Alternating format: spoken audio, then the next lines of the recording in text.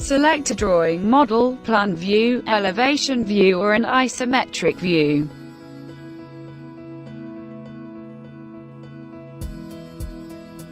Activate the Shadows checkbox.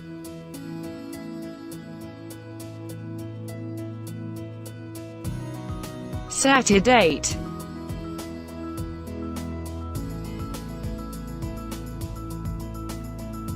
And time.